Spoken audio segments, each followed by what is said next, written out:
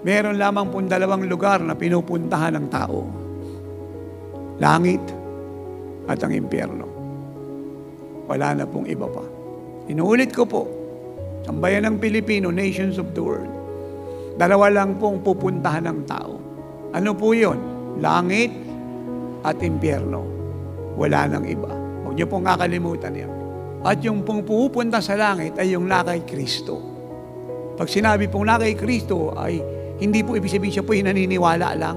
Hindi po yun. Ang ibig sabihin ng na kay Kristo.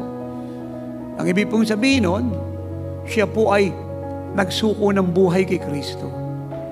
Pinulpil niya po yung John 1:12, Romans 10:9 and 10. 2 Corinthians 5:17. Pinayagan niya po si Kristo maging Panginoon ng buhay niya, Philippians 2:11.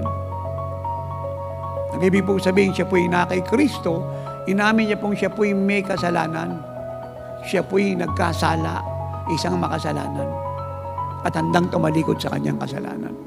Kaya nung siya ay napunta sa Panginoon, pinayagan niya maghari si Jesus, siya po ay naging bagong nilalang. Yun pong ibig sabihin ng na kay Kristo. At pagkatapos siya pong maging bagong nilalang, siya po ay nagpasya na mabuhay kagaya ng Panginoon.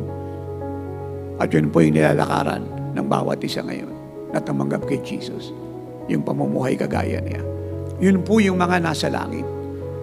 At kung sila man po ay nilibing, ang term pong ginagamit sa kanila ay hindi po dead, but sleeping. Yun po ang sabi po ng Panginoon in the book of John 11 concerning Lazarus. You remember, pinasumon po ni Mary at saka ni Martha ang Panginoon. Nagpadala siya ng delegate sa Panginoon at sinabi na si Lazaro po ay patay. But the Lord changed the term they use. Lalo na nung magtanong mga alagad kasi sabi niya, I will go and raise Lazarus. I will go to Bethany. And sabi ng mga alagad, Panginoon, he's already dead.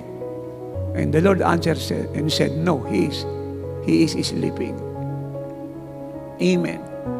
Yung salita pong dead, ito po ay pumapatungkol sa mga wala kay Kristo.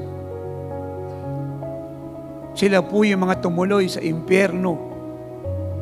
Pag namatay po ang sino man,